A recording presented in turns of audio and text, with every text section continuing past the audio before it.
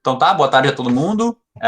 Como sempre, né, aquela fala inicial de que a gravação da aula aqui como forma de auxiliar os alunos que estão prestando atenção agora, mas aos alunos também que não estão presentes por algum motivo no nosso formato não presencial.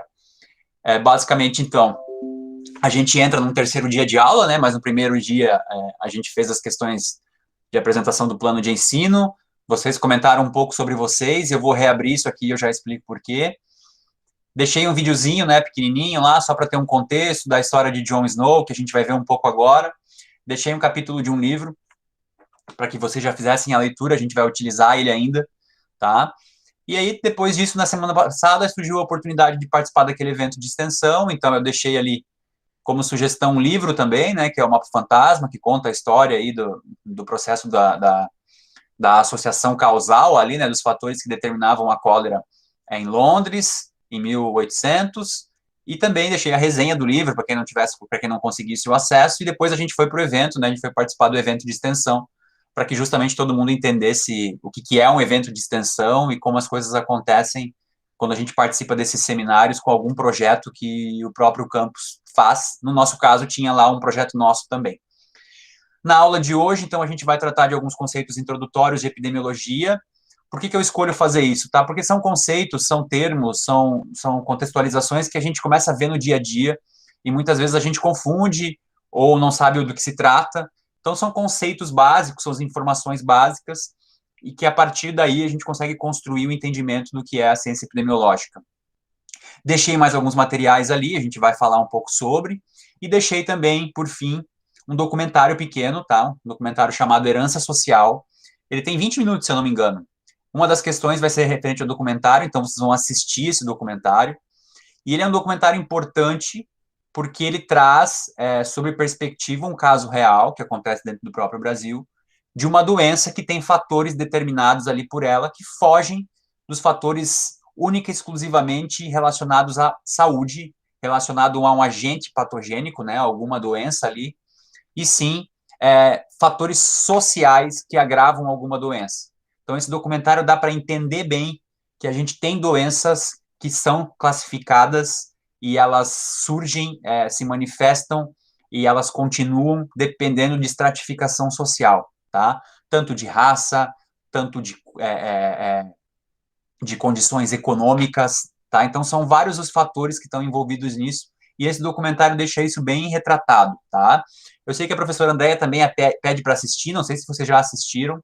Se já assistiram, melhor ainda, vai auxiliar vocês nas respostas, né? E para quem não assistiu, ele é bem interessante, então fica essa ideia ali. Ah, professor, mas é um documentário de 2016. Ele continua bem atual, tá? As condições do Rio de Janeiro não mudaram, possivelmente pioraram. Então, é um reflexo do que acontece não só lá, mas a tuberculose é um dos exemplos, então é bem interessante vocês assistirem. E depois deixei umas questõezinhas introdutórias do nosso tema, né? Então a gente vai apresentar ali, eu vou apresentar para vocês o conteúdo, e vocês vão ter aí até domingo para estar respondendo. É bem simples, tá? Um questionário bem simples, depois eu abro para vocês, tá? Qualquer coisa me interrompam aí e a gente vai conversando. Bom, pessoal, antes de mais nada, né, eu acho que é uma pergunta que deve fazer parte aí das questões, o que é a epidemiologia, né? E aí existem várias classificações e conceito do que é epidemiologia, mas vocês vão ver que basicamente todas elas envolvem algumas questões bem parecidas, tá? Eu retirei 3 aqui, uma é de uma autora que a gente vai trabalhar bastante, porque lá no aplicativo Minha Biblioteca tem o livro dela. Outra que é uma definição já mais um pouco antiga, mas que foi utilizada há muito tempo, por muitos anos, um conceito bem aceito. E tem aquele também, dentro da classificação do dicionário médico, que entende de outra forma. Então, basicamente, o que é o conceito médico, né? O que é a epidemiologia? Então, é um ramo da medicina que estuda diferentes fatores que possam intervir na difusão de propagação de doenças, a frequência que essa doença ocorre, o modo que ela é distribuída, a forma como ela evolui e a colocação dos meios necessários para a prevenção, tá? Então, basicamente, essas palavras distribuição, frequência, propagação, prevenção, vocês vão sempre ouvir em qualquer definição e conceito de epidemiologia, porque é isso que a ciência epidemiológica busca atingir, tá? Aí lá em 95, a definição tem uma complementação, e vocês vão ver por que isso acontece, mas aí já se baseia no estudo da distribuição e dos determinantes de estados e eventos relacionados a populações específicas e sua aplicação na prevenção e controle dos problemas de saúde. Vejam que aqui, o que muda, tá? Quando a gente fala de medicina, quando a gente fala de clínica, né, quando a gente fala de atenção ao paciente, a gente fala na prevenção relacionada ao indivíduo. Essa é a grande diferença da epidemiologia. A epidemiologia é a ciência que estuda essas relações de saúde e doença, não especificamente num indivíduo, mas sim em grupos, tá? Em grupos de indivíduos, que pode ser geograficamente caracterizado, né? Um estado, uma cidade, um bairro, pode ser através de outros fatores, né? Como raça, sexo, dependendo do recorte de que isso é feito, tá? Então, essa é a grande diferença. A epidemiologia, ela é responsável por esse estudo relacionado a grupos, a populações, e não especificamente a um indivíduo, tá? Essa é a diferença para a parte da medicina em si, tá? E Rocarol, né, que é uma das autoras mais utilizadas aí no Brasil e é onde a gente tem bastante material para falar sobre, ela já faz uma definição mais ampla, então ela fala que a epidemiologia é uma ciência que estuda o processo do saúde e doença na sociedade. Então é isso que a gente vai ver na próxima aula. A gente vai entender o que é saúde e doença, o que é o processo de adoecimento, o que é um processo saúde e doença. Analisando de novo aqui, ó, a distribuição populacional e os fatores determinantes das doenças. Quais são os fatores que determinam as doenças? Aos danos à saúde e eventos associados sempre à saúde coletiva, né, relacionado com grupos e não com indivíduos individualmente. Individualmente, claro. Propondo, então, né, algumas medidas específicas de prevenção, de controle ou erradicação de doenças. A base de busca é essa, né, prevenir, controlar e, se possível, erradicar tal doença, fornecendo indicadores que sirvam de suporte ao planejamento, à administração e à avaliação das ações de saúde. Então, também tem isso, tem esse ponto da gente trazer a epidemiologia para a área da gestão através de indicadores de saúde, não só de saúde, né, mas indicadores que apontem tomadas de decisão a nível de prevenir, de controlar e de erradicar tais doenças, tá? Vocês têm visto isso diariamente na prática, os relatórios epidemiológicos, né? Aqueles mapas da Covid, a gente vai ver um aqui depois, a nível nacional. Então, essas formas de medir, né, a ocorrência dessas doenças através de indicadores, você faz um controle do que acontece, uma prevenção, enfim, tudo isso. E qual que é o campo, então, de trabalho da epidemiologia? É esse processo saúde-doença, que é o que a gente vai ver mais para frente. Esse processo que ocorre dentro do indivíduo, né, nesse caso, onde a gente potencializa isso na relação de grupos para doenças que basicamente atingem os grupos, né? Tranquilo, pessoal? Aqui só tem a definição, mas aí se vocês forem pesquisar, vocês vão ver que existem outras, tá? Aqui são as aceitas a nível nacional, ali com a professora Rui Carol, mas a gente tem outras definições e eu deixei isso também num exercício ali para vocês fazerem mais para frente. Deixa eu ver se entrou mais alguém aqui. Acho que a Milena entrou, né? A Júlia já estava, a Rebeca entrou e a Suelen também. Então tá, então a partir do momento que a gente entende, né, o que é o conceito aqui, e essas palavras que começam a surgir, quando vocês forem ler os materiais, eu acho que as coisas começam a ter um pouco mais de sentido. E aí, a gente tem algumas questões aqui que já envolvem isso que eu estou falando, que a epidemiologia, então, ela se volta, né, para a ocorrência de escala massiva de doença e não doença. Novamente aquilo que eu disse, envolvendo pessoas agregadas em grupos, né, pode ser uma sociedade, uma coletividade, uma comunidade, um grupo demográfico específico, por classes sociais, ou qualquer outro coletivo formado por seres humanos. Então, esse é o primeiro ponto que diferencia da questão da medicina ali, especificamente. Bom, e ela atua, né, se a gente fosse fazer uma outra classificação em relação a isso, qual o universo desse processo saúde e doença que a epidemiologia atua? E aí tem várias caracterizações, mas uma das mais aceitas, que é o que a gente vai trabalhar, é uma, digamos, subdivisão em 3 áreas de estudo de saúde e doença. Porque são 3 áreas que a gente consegue fazer recortes bem específicos, tá?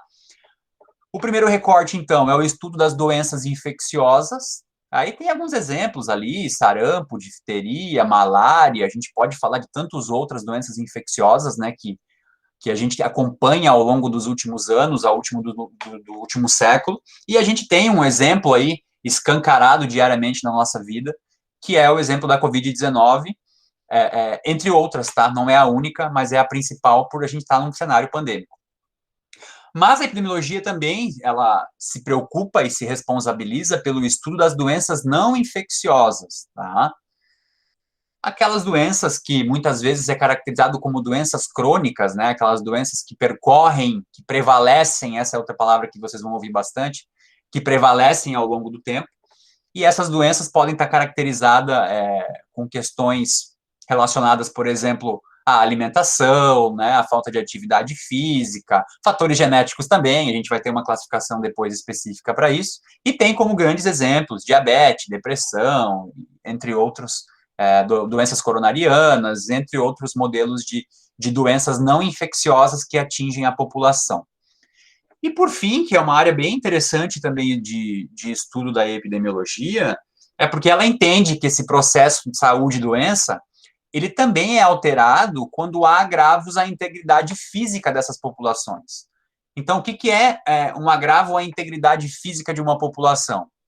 Os acidentes que podem acontecer, né, os homicídios que alteram a mortalidade de uma população, os suicídios que também alteram essa relação.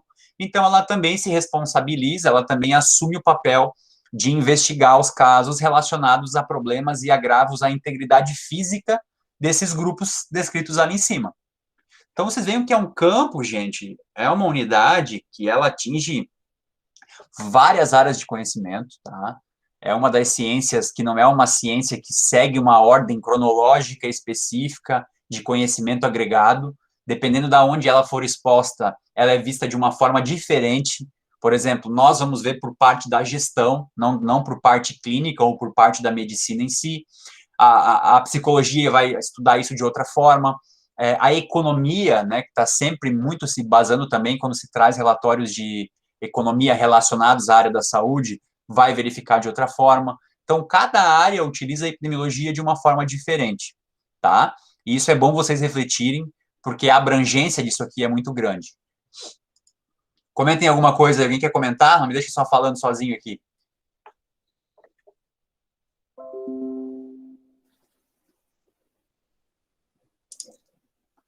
Nada? Professor, entre aqueles três conceitos de epidemiologia, qual dos três chama mais a atenção do senhor? Eu gosto do da Rui Carol, porque eu acho que ele é mais completo da forma como isso é estudado hoje, tá?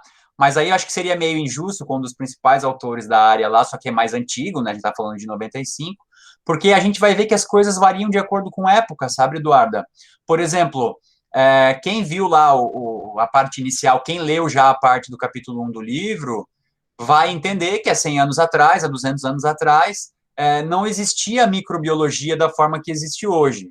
Então, seria meio difícil fazer uma classificação em agentes infecciosos, porque não existiam, ou não se entendia, ou não se descobria, ou não se aceitava o que eram agentes infecciosos, né? Não tinha essa definição de vírus, bactérias, protozoários, então era uma outra forma de lidar e os conceitos vão evoluindo, né? Quando a gente pega o conceito dela, ele é mais completo, porque também a gente hoje consegue ter mais informação. Então, talvez, quando você pega um conceito mais recente, ele vai ter essas definições diferentes. E vocês vão ver quando a gente for falar de processo, saúde e doença, que o nosso entendimento de saúde e doença, ele depende de muitas características. A nossa ciência é baseada na ciência anglo-saxã, certo? Na ciência europeia, não na ciência oriental, que vê a saúde e doença de uma outra forma. Nós, por mais que sejamos brasileiros, a gente tem uma base do tratamento de saúde na medicina indígena, mas isso não é consolidado de forma clara, né? A nossa base é outra. Então, existem várias outras formas de entender processo de saúde e doença.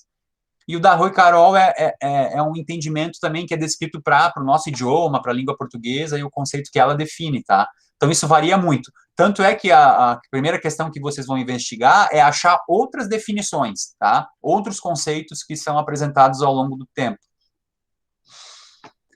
E aí, né, se fosse caracterizar os objetivos da epidemiologia em forma de verbos, objetivos, para que ela serve, ela tem como, então, como objetivos descrever a distribuição, ou seja, como se distribui os problemas de saúde na população, e a magnitude disso, né, ou seja, o grau que isso acontece, se é um grau menor, se é um grau maior, dos problemas de saúde na população, tá? Então tem isso aí.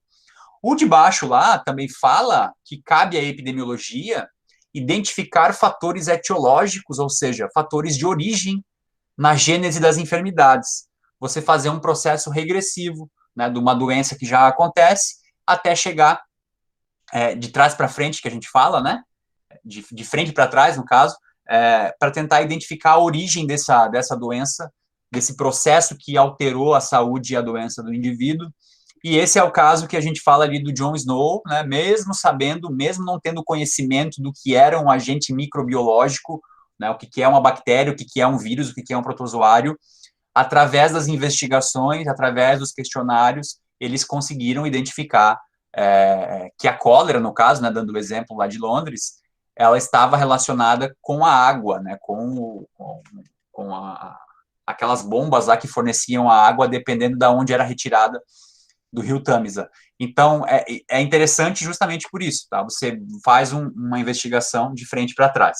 Mas, para nós, o que conta aqui também, como gestão, é esse objetivo de proporcionar dados, tá? E isso a gente vai ver muito na parte 2. A gente tem vários sistemas de informação que atuam em relação a isso. Dados para planejamento, execução e avaliação das ações de prevenção. No Brasil, a gente tem alguns sistemas que trabalham nisso, né? Também para controle e tratamento das doenças, bem como para estabelecer prioridades, tá? Aqui, esse objetivo da epidemiologia é o mais relacionado com a gestão em si, porque aí cabe ao profissional da área da saúde interpretar essas informações, né, buscar esses dados, interpretar as informações e elaborar aí o seu planejamento, sua ação, como forma de prevenção, como educação em saúde, como outras questões que envolvem aí também, tá? São essas as questões? Não, como eu disse, é uma ciência abrangente e vocês vão achar outros objetivos relacionados a isso. Tranquilo, gente, até agora? Alguém quer comentar alguma coisa? Comenta, gente. Já tiver algum profissional da área da saúde aí, quiser comentar. Cauê, abre o microfone e fica à vontade. Não, eu só ia falar que não tinha nada para comentar, professor. Ah, tá. Tá bom. Bom, vamos lá então. Aí, pessoal, eu coloquei aqui, a partir daqui, para a gente não ir muito a fundo no começo e entendendo que alguns alunos nunca tinham, né, falado sobre, refletido sobre, lido sobre, alguns termos que vocês vão ver ao longo do nosso conteúdo, que dependendo da forma como ele é utilizado, ele altera um pouco, mas ele tem sempre o mesmo sentido, tá? Então, eu acho que toda vez que vocês ouvirem falar de morbidade de uma forma bem simples, é sempre pensar que isso está relacionado a alguma doença, tá? Então, morbidade está relacionado à doença. E isso vocês vão ouvir de várias formas, porque você pode estar falando de uma parte econômica, de uma análise de um indicador, de uma taxa, de um coeficiente, que fala a taxa de morbidade de determinada doença, né?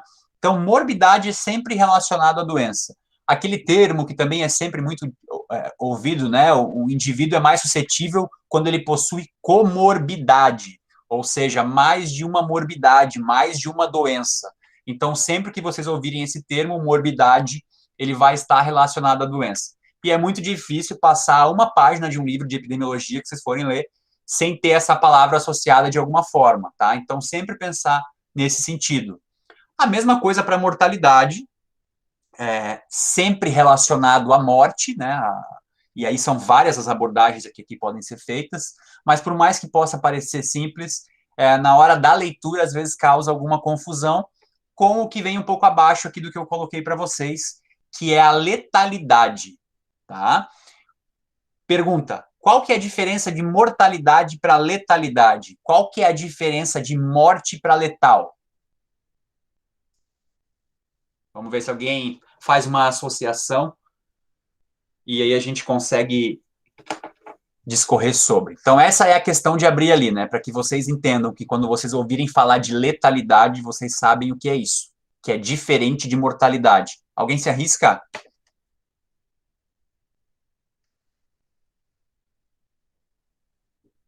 O que é a taxa de mortalidade, professor? O que que é letalidade?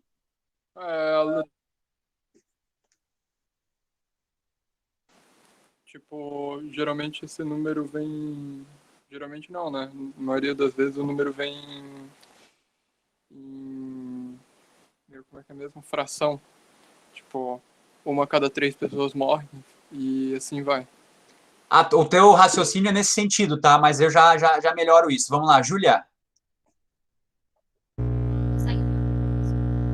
Ah, teu áudio tá bem ruim, tem alguma coisa aberta aí. Não estou te ouvindo, tá, Júlia? Diga, Milena, depois a Júlia volta. Boa tarde, professor. Boa tarde. Eu acredito que mortalidade tem-se aos números de morte mesmo, a fatais, e a letalidade daquilo que pode ser letal, daquilo que pode levar à morte, mas ainda não levou. É letal. É isso. Obrigada. Tá. Júlia?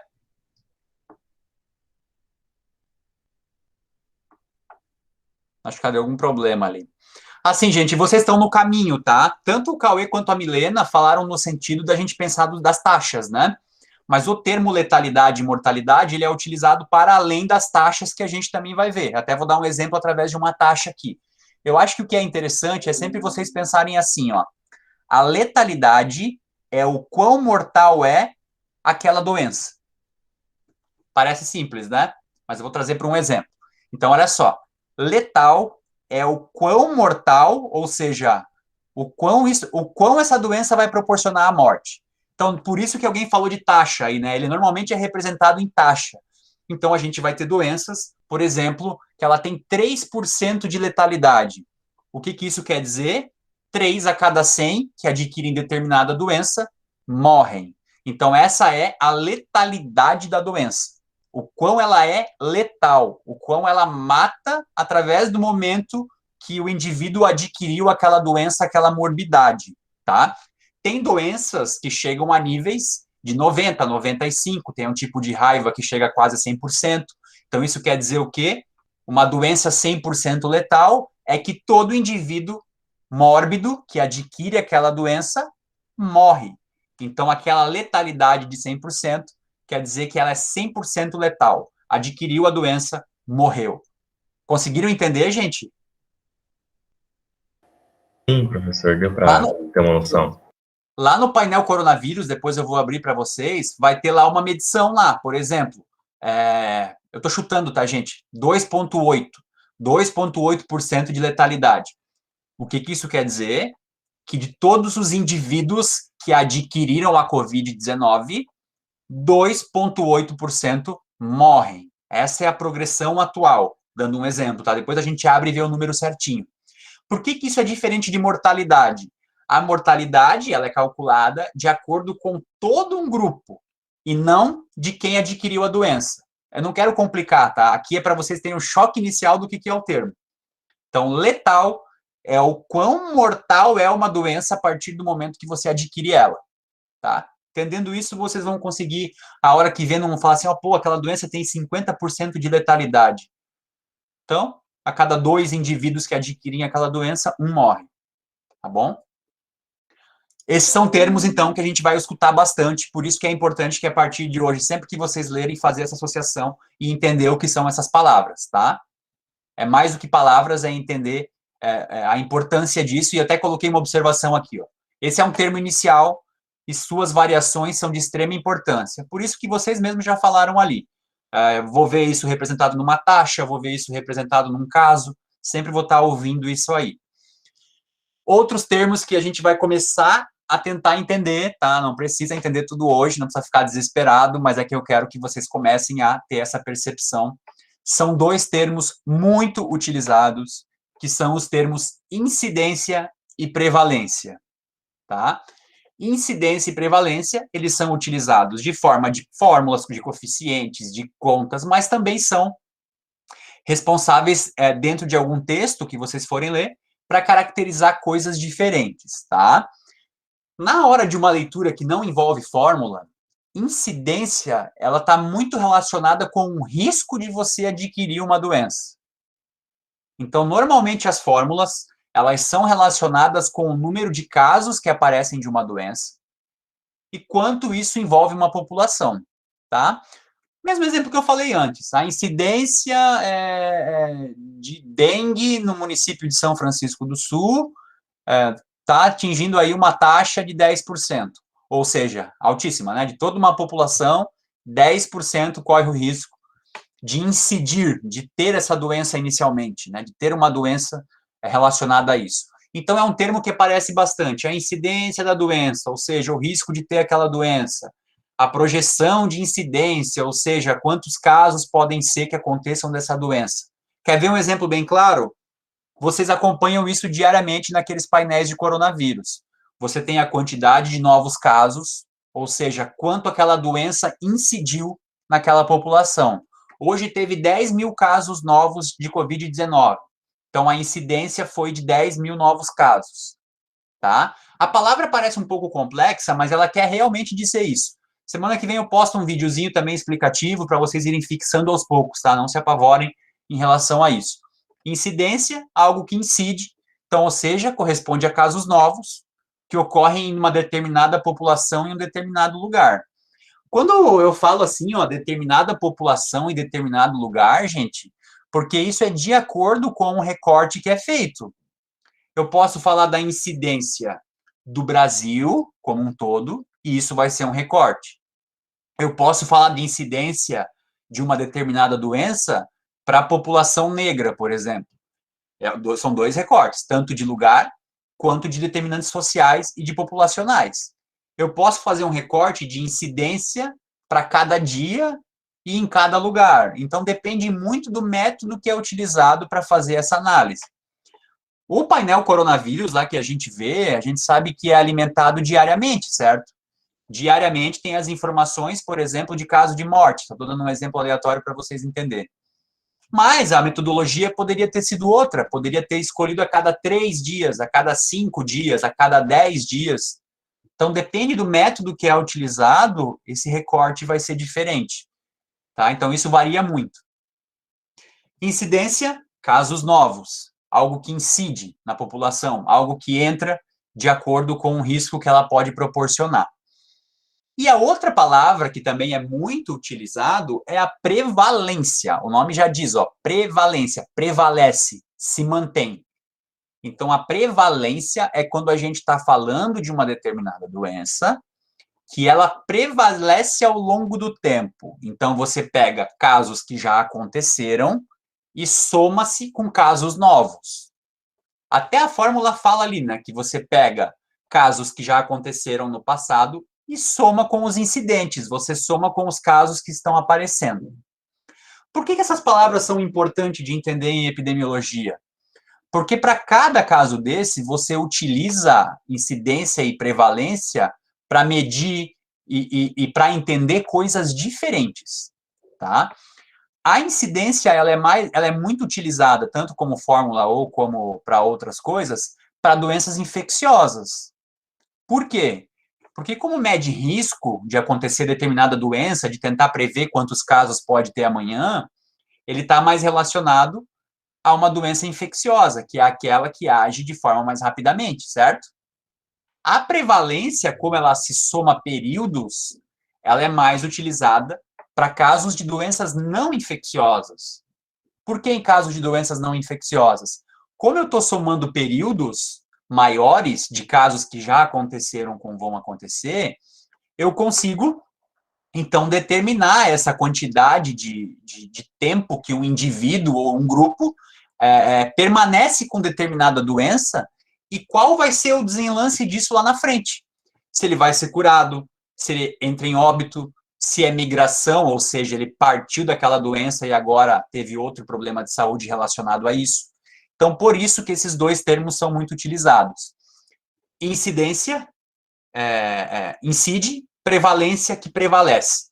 Podemos comparar as doenças com a letalidade, professor? Por exemplo, a Covid é não sei quantos %. Sim, Júlia, isso é muito feito, tá? Porque justamente tu consegue medir qual que é o potencial de risco de cada doença e também você consegue medir o potencial de morte de cada doença. A incidência vai medir o risco, a letalidade vai medir o potencial de morte daquela doença, tá? Isso você pode fazer algumas pesquisas, porque o que muda também? Isso aqui que eu acho interessante, gente. Essa letalidade, ela muda para cada grupo, para cada indivíduo, porque cada grupo, cada indivíduo tem uma exposição diferente àquela doença.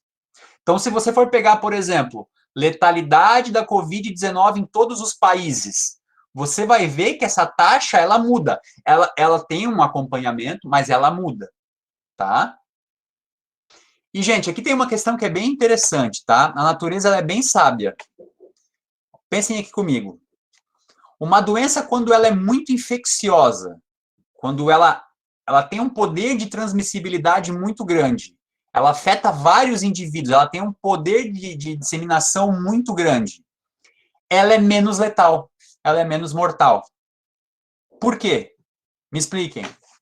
Vamos lá, raciocínio lógico. Por que algo que se espalha muito mais acaba sendo menos letal? E por que uma doença mais letal, que mata mais, acaba sendo menos infecciosa? Pensem. Pode escrever aí, quem estiver sem áudio. Porque ela mata o indivíduo antes dele transmitir a doença. Ótimo. Então a natureza é sábia até nisso, né? Uma doença mais letal, ainda bem que ela tem um poder de transmissibilidade menor, porque o indivíduo se desloca menos, porque o indivíduo não vai ter ação de transmissão maior, e logo, logicamente, isso acaba acontecendo que a transmissão se reduza, tá? Então, por isso que as doenças mais letais, por mais que elas matem bastante também, elas têm um poder de infecção menor, tá? Elas continuam tendo, é um grave risco, né? A gente tem várias doenças nesse sentido, mas eu não vou chamar de conforto porque nunca é conforto, tá? Mas ela tem um poder de matar menos, porque ela tem um poder de infeccionar, de transmitir menos, tá? Então isso tá relacionado. Depois eu trago um exemplo para vocês, tá? Mas isso também tem essa associação. Então é outra coisa que a gente tem que sempre pensar, que esses indicadores, essas taxas e essas relações estão sempre nesse nível de equilíbrio, de tentar entender o poder de transmissão, de infecção e tudo mais. Essas variantes, como a gente fala, no caso da Covid, né, que a gente tem algumas variantes que são mais transmissíveis, possivelmente, tá, por ser mais transmissível, é uma variante menos letal. Aí, claro, quando são porcentagens muito pequenas, a gente tem que ir mais a fundo e ver algumas pesquisas para ver se isso realmente está acontecendo, tá?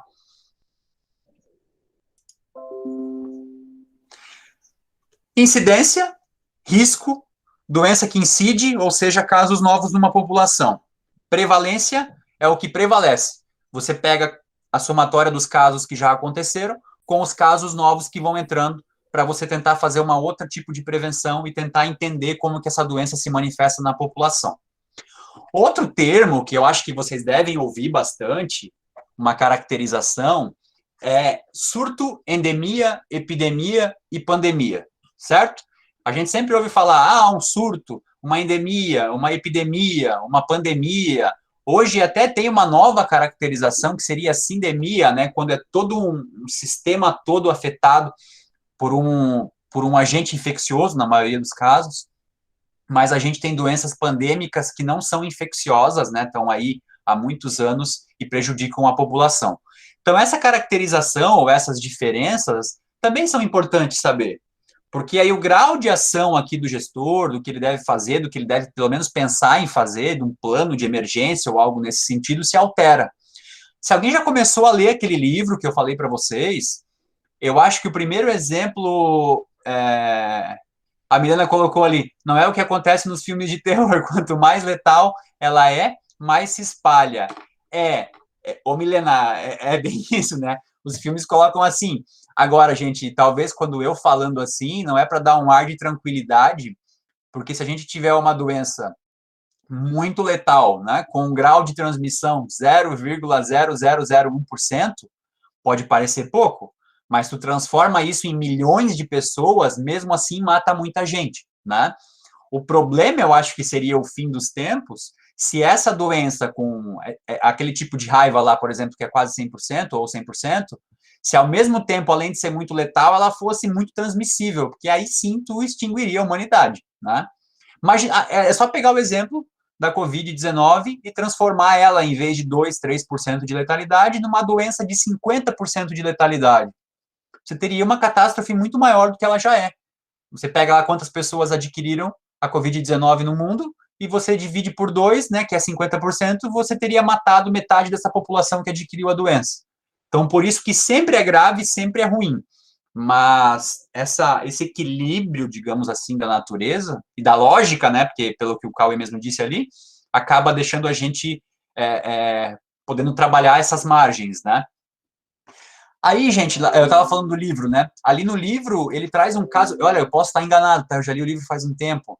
Mas ele já no começo do livro, ele dá algum exemplo de um surto que aconteceu especificamente numa área de atuação dele, quando ele era epidemiologista lá nos Estados Unidos. Era alguma coisa relacionado a um problema com um produto de uma grande empresa de saúde e higiene, se eu não me engano. É um problema que aconteceu com as mulheres ainda especificamente. Então, surtos, né, são eventos que acontecem de alteração desse processo saúde e doença, onde os casos estão todos relacionados entre si, atingindo pequenas áreas. Ou seja, uma vila, um bairro, uma escola, uma creche, tá? Normalmente a gente ouve muito falar em surto relacionado a problemas alimentares, né? Agora me fugiu o nome, gente, estou meio esquecido hoje. Alguém lembrar, coloca lá no chat como que a gente chama quando acontece. Então, quando a gente se associa muito a isso, mas existem vários casos. Existem surtos epidêmicos acontecendo ao longo de todos os países, em determinadas regiões, de várias doenças diferentes. Por que é bom ter um controle de um surto epidemiológico? Porque é justamente o surto, esse start inicial de algo que pode se tornar muito maior, tá? No material de vocês lá, ele exemplifica o caso do HIV. Começou com um surto, uma manifestação em grupos de indivíduos determinados, de características específicas, onde foi feito um acompanhamento, e isso foi se aumentando, foi piorando, porque não se identificou qual era o agente causador, né, do HIV/AIDS. Então, tudo isso começou com um surto de um caso não previsível, de um problema que ninguém identificou, nunca tinha identificado. E isso vale para casa, para todas as questões que envolvem surtos, tá? Surto é o primeiro momento, então. Há casos entre indivíduos ou entre si, né, entre um problema entre si, os problemas estão relacionados, todos os indivíduos que adquiriram determinada doença estão relacionados entre si e atingem uma área de cobertura menor, que pode ser uma vila, um bairro, uma escola e creche, tá? Eu foco aqui muito, gente, na fala dos indivíduos, tá? Mas isso também poderia ser aplicado para animais, porque também acontece isso dentro da saúde pública, também é uma área de atuação da gestão aí. Bom, se no primeiro momento é o surto, então, a gente tem uma questão ampla, que vai crescendo, que é a caracterização do que é uma endemia, que já é um pouco maior que um surto, ou seja, ela é uma presença constante de uma doença ou de um agente infeccioso em determinada área geográfica, permitindo flutuações regionais. Tem gente do norte aqui, né? Vamos lá, coloquem lá no chat para mim. Qual que é uma doença que tem presença constante através de um agente infeccioso em determinada área geográfica, eu estou falando norte aqui, mas depois eu já mudo, que permite flutuações sazonais, ou seja, dependendo da época do ano, ela tem uma incidência, ó, o termo, uma incidência maior. A Milena colocou a malária, né? Aqui na região sul, a gente tem uma questão também, e Joinville é um grande foco, da dengue, tá? A dengue talvez não seja caracterizado ainda aqui, porque não é há tantos anos, mas ela também já é caracterizado como um processo endêmico, porque ao longo dos anos ela vem reaparecendo em determinadas épocas do ano.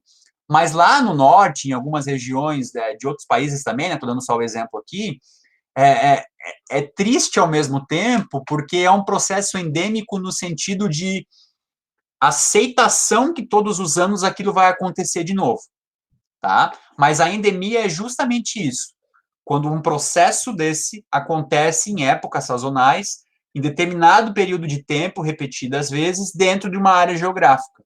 Nesse caso, eu falei norte, mas poderia trazer para um estado específico, para uma cidade, para uma região.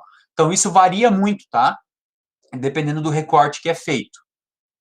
Então, a endemia é esse sentido, é um processo endêmico, é um processo que acontece, dependendo da sazonalidade também, de uma determinada alteração de saúde. Já a epidemia, tu veja que a gente vai crescendo, né? Ela tem um aumento das ocorrências de um determinado caso, ou seja, esses casos aumentam de forma inesperada da incidência habitual. Então, vamos pegar um exemplo da malária ali. Vamos supor que a gente tem 10 mil casos de malária numa determinada região por mês, tá? Estou chutando um número bem ignorante, pessoal, é só para entender. 10 mil casos de malária por mês. De uma forma para outra, se sai do controle dessas incidências e você chega num processo de ter 20 mil no mês seguinte, 30 mil no outro mês. No próximo mês, isso já começa a se potencializar e você tem 100 mil casos daquela determinada doença. O processo vira epidêmico. A incidência, que é os novos casos, começam a aumentar de forma descontrolada em determinado espaço geográfico e período de tempo. Tá? Então, você tem uma epidemia. Você não tem nenhum tipo de controle. Não é um processo endêmico aceitável. É um processo onde a incidência da doença acaba fugindo de qualquer tipo de habitualidade, tá? Eu sou contra falar esse termo habitual, porque faz parecer que é aceitável você ter casos de malária lá no norte, né? Não deveria ser habitual, não deveria ser aceitável. A saúde pública deveria proporcionar situações de que isso não ocorresse de uma forma habitual. Mas é só para caracterizar as diferenças, tá? Milena, por favor. Professor, depois o senhor, antes de fazer minha pergunta, né, eu vou falar um pouco do que acontece aqui no norte. Eu moro na região, na cidade que mais chove no Brasil. Então, aqui todos os dias chove. E como eu moro no norte, nós não temos estações determinadas, nós só temos 2 estações por ano, que é o verão e o inverno. E tem uma historiadora que escreve justamente sobre as chuvas na nossa região, porque ela é sempre constante, mesmo no período do verão. Uma vez eu fui ser fiscal de um concurso que veio muitas pessoas do sul, e eles se surpreenderam com a quantidade de chuva que cai. Por exemplo, chove de manhã, de tarde, de noite. E uma dessas historiadoras, ela escreve, né, sobre a chuva, e ela diz que nossa cidade, ela é como se fosse uma cidade fantasma, de rios fantasmas, porque a nossa cidade é construída sobre rios. Então, quando vem o período do inverno, as cidades os rios que antes existiam, eles reaparecem, por isso que eles são chamados de rios fantasmas. E a cidade fica por baixo mesmo. Tem lugares aqui em Belém que a água alcança a cintura, e nós nem somos tão altos. E é muito complicado nesse período de inverno, porque surgem geralmente essas doenças, não somente a malária, né, que depende da água para se transmitir, para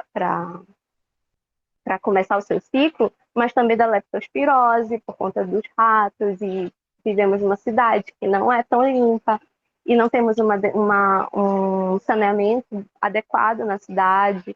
Tem lugares, mesmo dentro da cidade, que não tem saneamento básico. Então, há uma série de problemas ambientais dentro da cidade. E aí surgem outras doenças e isso fica tipo como um círculo vicioso. Às vezes as pessoas já nem querem que o inverno chegue por conta das chuvas que vão ocasionar essas doenças, né? Eu queria que o senhor explicasse um pouco melhor sobre a endemia, a diferença da endemia e da epidemia, professor, que eu não entendi. Tá, vamos lá. Primeiro, obrigado pela tua contribuição. Eu acho que eu vou conseguir, Milena, em janeiro e aí, tá? A gente tem tanto aluno daí que toda vez alguém me conta uma coisa nova, assim. Essa do Rio eu ainda não sabia, tá? Então, eu estou muito curioso para conhecer Belém. Eu sempre são rios fantasmas. Inclusive, está chovendo aqui. Essa operação fluvial eu já sabia, né? Mas essa denominação de rio fantasma eu não conhecia. E é bem lógico, né? Porque é justamente isso que acontece. Partes da cidade ficam embaixo da água, se criam novos rios e tu tem uma outra caracterização. Eu quero muito ir em janeiro nas minhas férias, nem que seja para ficar uns 5 dias para conhecer um pouco aí. Eu sempre ouço muitas coisas. Mas antes de te responder a pergunta, Milena, a Milena tocou num ponto, gente, que é basicamente o que vocês vão entender assistindo o documentário que fala sobre a tuberculose no Rio de Janeiro. Ela apontou, mesmo sem caracterizar, ou mesmo sem saber a caracterização, os fatores determinantes da doença. Ela veio com questões geográficas, ela veio com questões populacionais, ela veio com questões sociais, ela veio com questões econômicas, tá? Essa é a grande diferença para a saúde individual da coletiva, e a epidemiologia atua nesses grupos. Por quê? Porque você não vai ter uma resposta única. Se você consegue atingir ou resolver o problema das chuvas e não resolver o problema social, o problema econômico, você não resolve o problema da doença. Você não resolve o problema da doença se não resolver o problema nutricional que vem acompanhado em relação a isso. Então, são vários os fatores que determinam uma cadeia determinante, tá? E a gente vai chamar de multifatorialidade, isso mais lá na frente, que faz com que essa doença ocorra. Não é só o transmissor, não é só o vetor, não é só o meio ambiente que individualmente faz com que esse processo aconteça. Ele se potencializa pelas somas desses fatores, tá? E aí vem o extrato social, porque normalmente as doenças infecciosas, que em algumas regiões de altos indicadores econômicos, não afetam mais a população. Por quê? Tem saneamento básico, tem um planejamento nutricional, tem renda para cuidados médicos, tem processo de vacinação mais efetivo. Então, quando que vira um problema social isso? Porque há desigualdade nesse tratamento, né? Tu falou ali, Milena, é só a gente pegar e fazer levantamento, por exemplo, da parte de saneamento básico. Está sempre relacionado a saneamento básico, muitas das doenças infecciosas. Então, vejam, é uma cadeia de eventos que formam isso, tá? Diga, Milena. Só para complementar, eu fiz uma pesquisa, né? E o problema de saneamento básico ele é muito antigo aqui em Belém e no Pará. Eu fiz uma pesquisa do G1 agora de 2020 e só 16% da região norte tem saneamento básico, contra 44% daí de vocês do sul e 91% do sudeste. Então, nossa precariedade no sistema de saneamento é muito alta, é grandíssima. Para você ter uma ideia, são contados nos dedos os bairros que o saneamento básico é adequado.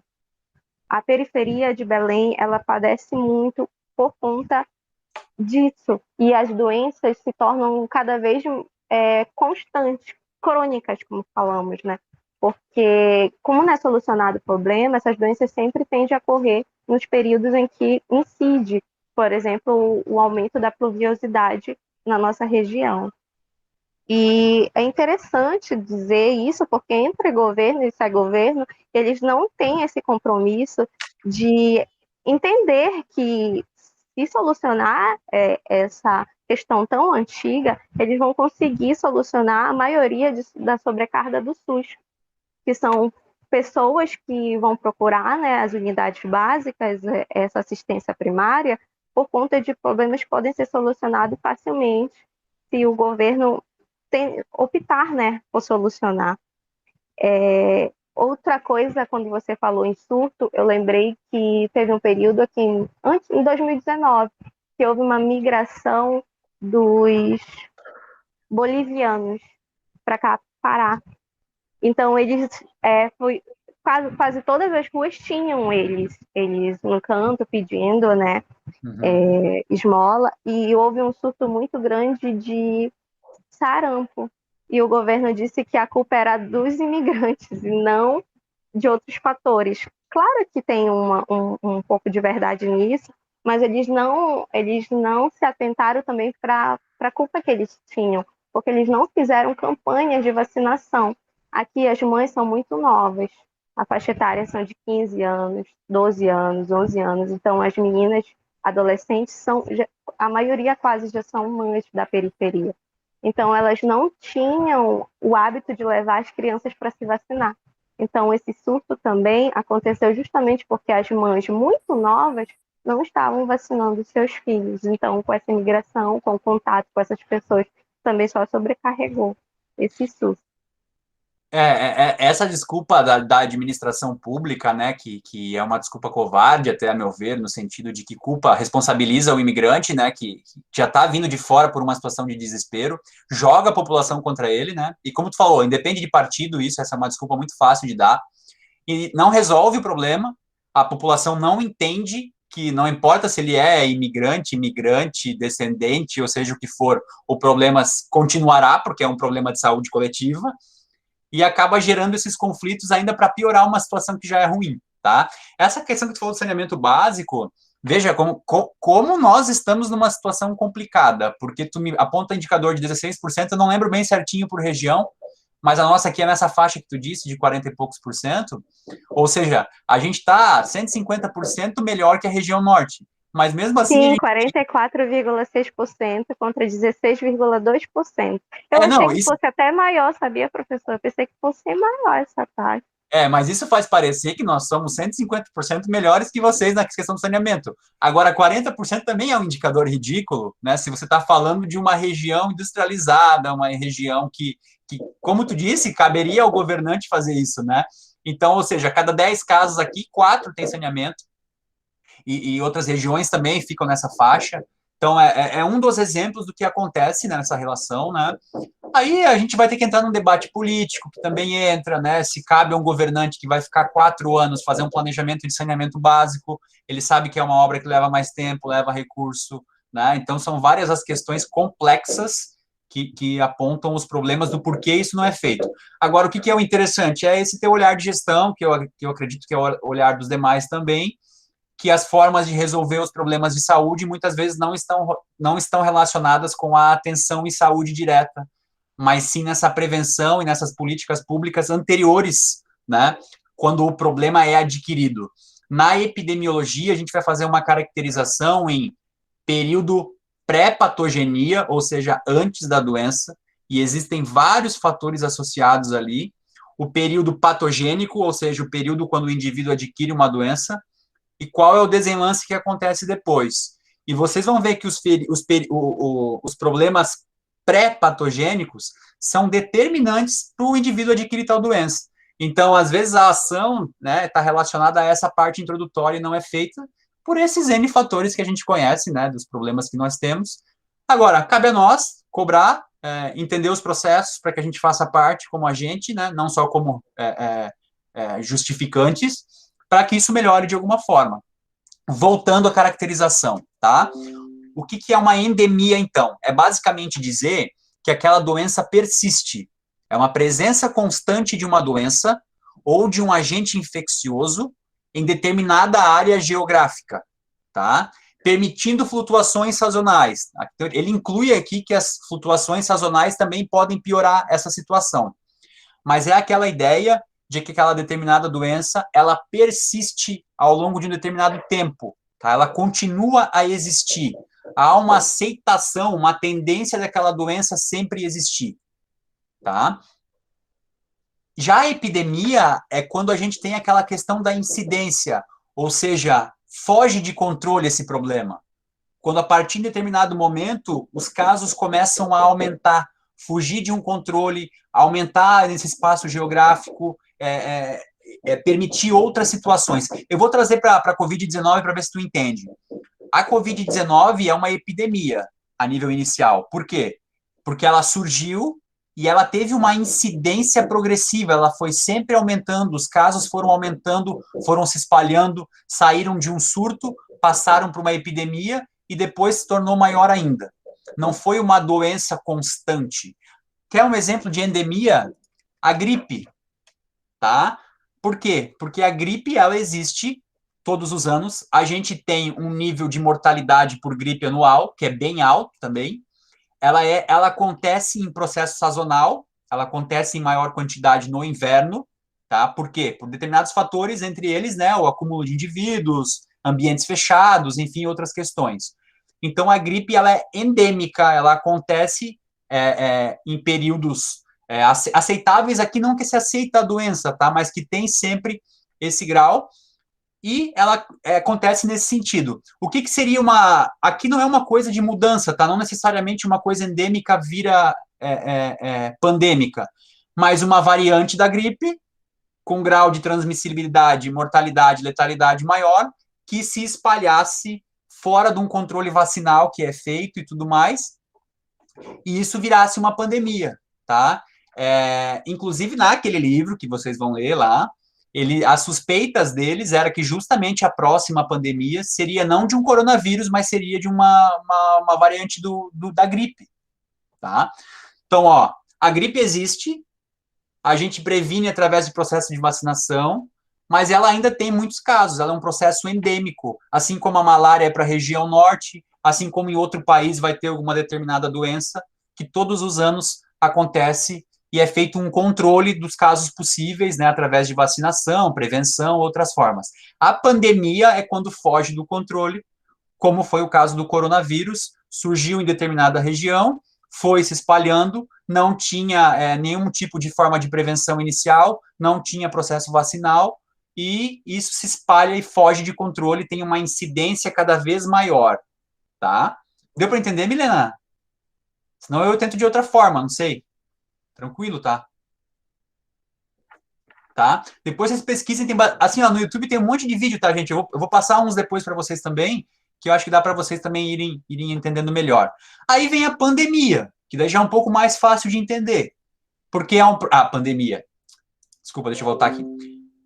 Aí vem a pandemia, que é um pouco diferente da epidemia, no sentido que essa fuga de controle, ela é muito maior. Ela atinge várias regiões, vários países, ela atinge o mundo inteiro, tá?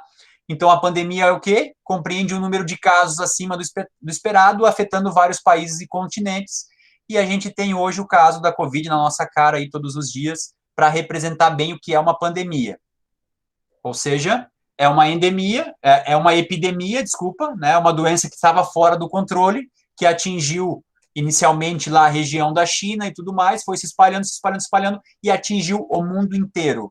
É uma pandemia, a pandemia do Covid-19, tá? E aí tem outros termos, quando vocês forem pesquisar, vocês vão ver lá que já surgiu um outro termo também, que envolve outras complexidades, mas os mais utilizados são esses. Surto, casos repentinos num limite restrito, numa região específica, onde os casos são entre eles. Epidemia, aumento do número de casos, ou seja, ele também aumenta para uma outra região, mas não chega a ser uma pandemia, não chega a ser um espalhamento global. E a endemia, exemplo da malária, exemplo da gripe, ocorrem em determinada região, né, ou em determinado momento, sempre com a sazonalidade, sempre acontece ao longo do tempo, ao longo dos anos, ela tem um nível de aceitação, porque não se consegue erradicar, mas se consegue controlar, tá? Bom, aí a pergunta que fica, né, qual que é a necessidade da gestão compreender a epidemiologia, né? Eu acho que esses próprios indicadores já vão mostrando isso. Ou seja, existem várias aqui questões que são de abordagem nossa, que vai ajudar o entendimento do gestor de fazer o tipo de planejamento. Por isso eu acho que essa é uma ciência que ela deveria estar inclusa em todas as áreas de atuação, não só nos cursos de saúde. Um gestor público, ele precisa entender dos indicadores de saúde, um profissional de qualquer área hoje sabe que o processo epidemiológico afeta a vida dele, certo? O senhorzinho que tem um restaurante em Joinville, ele foi afetado pelos problemas da pandemia. A pessoa que tem uma fábrica de móveis foi afetada. Então, se todo mundo tivesse um grau de racionalidade maior em relação a isso, a gente não passaria por essas frustrações e por esses problemas e por essas vergonhas que a gente vê de desinformação, de fake news e tudo mais que acompanhamos diariamente, certo? Então tem tudo isso, tá, pessoal? Eu acho que o meu pedido para vocês, antes de mais nada, é não compartilhem informações que vocês não conhecem, tá? Investiguem, vocês têm acesso a vários meios de informação aí que o IFSC proporciona, tá? Não estou dizendo para ficar brigando com as pessoas, porque não adianta. Então saibam que vocês não compartilhando aquilo que vocês não sabem e tentando, pelo menos ali no grupo da família, trazer um pouco de informação válida, a gente já consegue distribuir coisas melhores. Por exemplo, a gente está aqui em 11, né? Se cada um tiver um grupo ali de 10 pessoas, a gente já atinge 110 pessoas com uma informação mais qualificada do que é vista ali em 2, 3 frases de efeito que impacta e as pessoas acreditam. Acho que esse é um ponto importante para a gente refletir. Tem mais coisas, eu não vou passar essa... Eu achei que ia conseguir passar tudo hoje, mas vai ficar coisa demais, vai confundir vocês. Essa primeira parte eu vou finalizar aqui, vou mostrar mais algumas atividades ali, mais um material, e aí a gente vai conversando e vocês me perguntam se tiver mais alguma dúvida.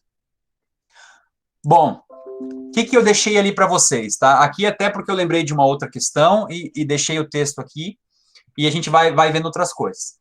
Deixei o material da aula 1 de novo, tá? Tá aqui, né, na verdade. Quem ainda não leu tem que ler o capítulo 1 do livro de Epidemia Básica, que ele também explica essas questões que eu estou falando hoje, tá ali no primeiro dia de aula, é obrigatória a leitura e vai cair nas questões da prova.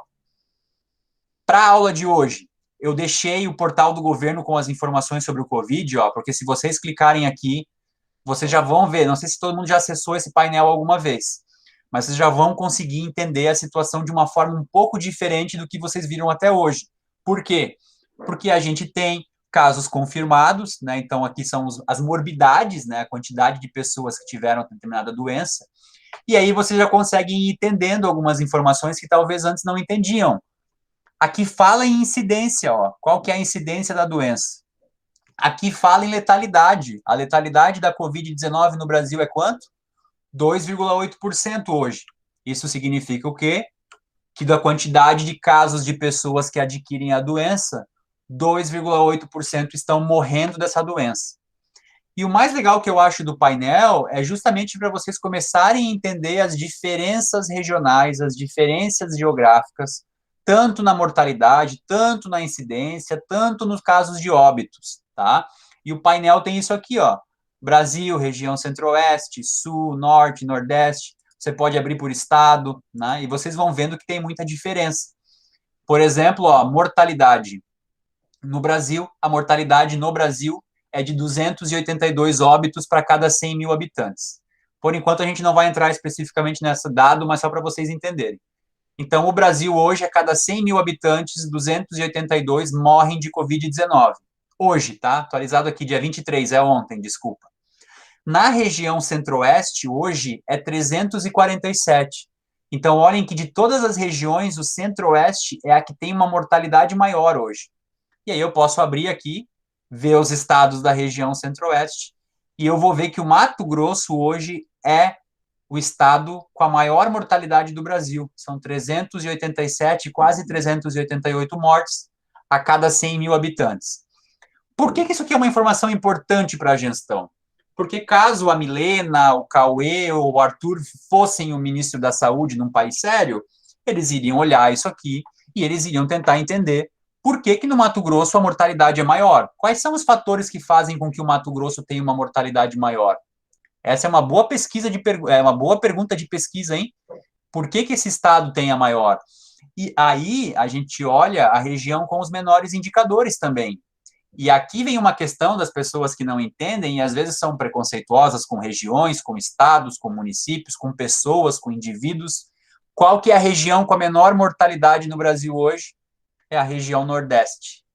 204 mortos a cada 100 mil habitantes. Aí você entra na região Nordeste e você olha, por exemplo, para o estado, que o estado de Alagoas tem 185 mortes a cada 100 mil habitantes. Hoje, tá, gente, porque esses dados são atualizados, isso aqui já mudou. O Sul já foi o menor, por exemplo, Santa Catarina já foi um dos menores. Mas hoje, o estado de Alagoas tem a menor mortalidade em relação à Covid.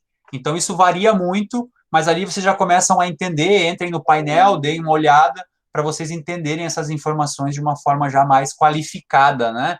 Já pensou chegar lá, ó, naquele grupo da família, o pessoal lá falando besteira, mentindo, da família, não estou dizendo que tem pessoas que mentem na família, não é isso que eu quis dizer, tá, gente? No grupo de amigos, pô, lá no Nordeste, né, lá morre mais, não sei o quê. Não, peraí, gente, vamos entrar no site do próprio governo, no próprio site do Ministério da Saúde, vamos ver se essas coisas que estão sendo jogadas aqui como verdade é verdade mesmo. Vamos olhar lá no painel, lá do próprio governo, o governo que faz, não é ninguém inventando, não é o comunismo, não é a mídia, não é nada disso. É o próprio governo que faz o painel. Qual é o estado hoje que mais tem mortalidade, qual é o que tem menos? E aí a gente consegue trazer dados reais para as pessoas e conversar de uma forma mais séria, tá? Deixei o painel ali, então, para vocês terem esse primeiro acesso. Além do painel, eu deixei o periódico CAPES de novo, eu acho que eu já comentei com vocês sobre esse acesso que vocês têm, a professora Andréia também deve falar disso. porque vai... Opa, não está abrindo aqui, não sei o que deu. Depois eu olho. Eu refaço... Ah, tá aqui, agora deu. Aqui vocês conseguem buscar muitos artigos científicos. Então, eu fiquei interessado sobre a questão da malária no norte do Brasil. Malária norte do Brasil. Faz uma busca para ver quais são os temas que é falado sobre isso e a gente tentar trazer informação de qualidade com um método científico utilizado. Então, aqui apareceram 1.169 artigos só com essa minha busca, tá? Então, incidência de malária em alguns municípios da região norte e centro-oeste do Brasil em 1990. Joguei um exemplo aleatório, tá? Mas só para vocês entenderem. Aparece incidência, eu já sei o que é incidência, são casos novos. Então, casos novos da malária em alguns municípios da região norte. Enfim, é aqui que vocês vão achar informação de qualidade. O documentário está aqui, esse documentário vai fazer parte agora aí do material de vocês vão assistir a hora que a gente fechar aqui, tá? Herança Social, um documentário que fala sobre o Rio de Janeiro, a questão da tuberculose. E aí eu lembrei de uma coisa que a Milena falou ali agora, que é justamente essa naturalidade do indivíduo nessas condições, dizer assim, eu já peguei 4 vezes, eu já peguei 5, eu já peguei 3, eu já peguei 2 vezes, como se isso fosse, coitado, para ele, né, acaba sendo normal, porque está acontecendo mesmo. Mas a nível de saúde pública, a gente aceitar que isso ainda aconteça, nós, como população, deveríamos achar isso vergonhoso e cobrar nossos representantes, né? Antes de mostrar as perguntas que eu deixei para vocês, tem aqui, eu deixei o texto publicado pelo John Snow, aqui é mais por essa sementinha da ciência em vocês, tá? Professor, eu abri esse PDF, ele está em inglês, né? Assim como tu sacaneou a gente aquele dia com o vídeo em inglês, que a legenda não estava já aberta, tu trouxe um texto em inglês aqui. Mas o que eu quero mostrar aqui para vocês? Que hoje a gente consegue a informação que a gente quer da fonte inicial sem precisar ler resumo de ninguém. Esse aqui é o primeiro material epidemiológico, quando se aceitou a ciência da epidemiologia através desse material de John Snow, e aqui ele descreve nessas 30 páginas justamente o que aconteceu naquela época. Então, esse manuscrito aqui, é a base dessa ciência. Tá? Então, ele é bem legal. Professor, mas está em inglês. Gente, o Google Tradutor, se vocês forem olhar aqui, quando vocês colocam Google Tradutor, ele não traduz só frases. Vocês podem vir aqui embaixo, está escrito Translate, Google. Clicou aqui, ele vai abrir essa aba aqui, Nessa aba aqui, tem documentos aqui em cima, estão vendo? Então, ele traduz documentos inteiros. Então, se você clica aqui em documentos, procura um documento no computador de vocês que vocês querem traduzir, vou clicar aqui, Eu quero traduzir do inglês para o português. Dou um traduzir, ele vai fazer a tradução daquele documento inteiro, tá? Claro que não fica 100% certo, né? Mas, porque tem até esse documento ali tá em PDF, então vai ter alguns erros, mas dá para você ir entendendo, o modo de comunicação, ou seja, de transmissão do cólera. E aí você tem o texto original do John Snow, lá de 1854, essa base, em português para vocês lerem e entenderem como que ele fez naquela época, sem microscópio, sem laboratório. Ele fez uma entrevista com as pessoas, ele relatou como foi feito, ele fez uma tabulação, ele fez um mapa para tentar descobrir por que as pessoas estavam morrendo, tá? Então é muito legal. Ele já usava mortalidade aqui também, então são várias questões que estão ali. Outra coisa, eu não quero achar um arquivo, eu quero achar na internet. Vou colocar o site do The New York Times aqui, que é um site em inglês. Professor, está em inglês, o que eu faço? O site do The New York Times está em inglês. Aqui em cima na aba, tem uma letra A com um símbolo em outro idioma. Você clica aqui e escolhe traduzir essa página para o português. Dou um traduzir, espera um pouquinho, a página do New York Times está em português e vocês podem ler notícias internacionais no nosso próprio idioma. Então, assim, é só a gente querer, tá? Uma coisa, a gente sabe, não sabe essas informações, né? Mas se a gente quer acessar informações, a gente consegue ver tudo isso aqui, inclusive do New York Times, a notícia de capa deles é nova doses de vacinas administradas nos Estados Unidos. Então, não tem desculpa para não acessar sites internacionais sobre notícias, tá? Finalizando, então, vou mostrar o questionário para vocês. Não sabia disso do Google, ótima informação, professor. Esse documento é muito legal, porque lá no tradutor normal pequenas palavras, né? Daí é ruim se ficar colando texto grande ali. Assim, ele transforma documentos em PDF. Pode dar um erro ou outro, porque a hora que ele identifica a letra ali, né? Talvez ele não consiga identificar certinho, mas é muito legal de fazer. Voltando lá, então, vou abrir o questionário de vocês. É um questionário bem simples. Uma questão, deixa eu ver aqui, deixa eu abrir. Tá. São 5 questões. A primeira questão é: qual é o conceito de epidemiologia? Essa aqui vocês vão buscar o conceito. Então, vocês vão buscar nos materiais do IFSC, vão buscar no material que eu deixei para vocês, o conceito teórico de algum autor. Então, vocês não vão colocar o que vocês acham. Vocês vão colocar o conceito de epidemiologia e vão colocar a fonte, ou seja, qual foi o livro, qual foi o material que vocês encontraram esse conceito. Aqui é para vocês acostumarem que trabalhosfeitos.com a gente não vai usar, eu não deixo, tá? Guru da informação, sei lá, essas coisas que aparecem aí, não são ciência e a gente não vai usar. Depois aqui eu quero de forma pessoal, porque eu queria que vocês tentassem entender e explicar. Então seria a mesma coisa que eu fizesse uma pergunta. Diferencia para mim o que é morbidade de mortalidade. E aí vocês vão escrever com as próprias palavras. O que é morbidade e o que é mortalidade. Qual que é a diferença entre eles. A mesma coisa para o outro. Diferencia para mim a diferença entre prevalência e incidência. É vocês tentando explicar. Imaginem, é como se alguém estivesse perguntando para vocês agora: pô, tu teve aula de epidemiologia? O que é prevalência? O que é incidência? É vocês explicando isso para as pessoas. A mesma coisa para a questão 4.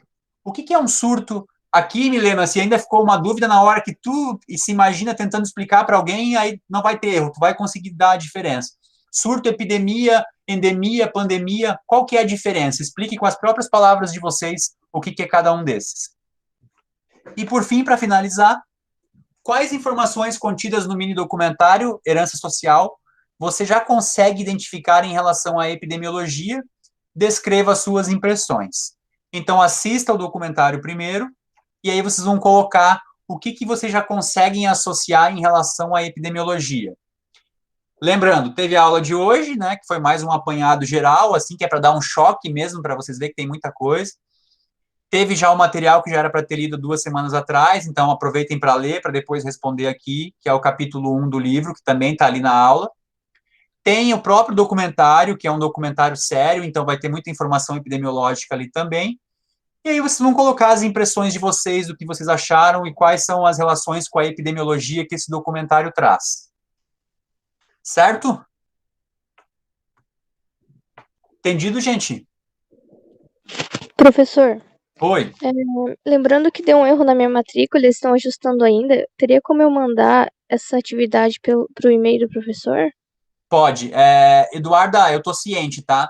Tanto é que eu vou reabrir ali, aquela primeira atividade de se apresentar e tudo mais, porque essa semana é semana de reingresso ainda. Então, até eu acho que hoje à noite ainda podem entrar novos alunos na turma de vocês. Então, eu tô esperando, né, para que isso aconteça, para que esses alunos também não fiquem muita diferença, né? Se bem que tá gravado, é só eles acessarem esse vídeo, mas mesmo assim, não, fique tranquila, tá? Eu já tô ciente tu sempre me lembra porque eu não lembrava do nome específico, mas eu sei que tem casos de problema na matrícula, tu não vai ser prejudicada por isso. E aí as questões, pede para os colegas, então qualquer coisa, já que tu não tem acesso no Siga, ou aí, e me manda por e-mail, pode me mandar por e-mail, tá? Então tá bom, obrigada. Tu me mandou aquela primeira, não? A primeira, acho que eu mandei sim. Depois tu dá uma olhada, eu não lembro de ver no meu e-mail, tá? Depois eu confirmo contigo também. Mas como vai ser reaberto até domingo, aí a gente conversa sobre, tá?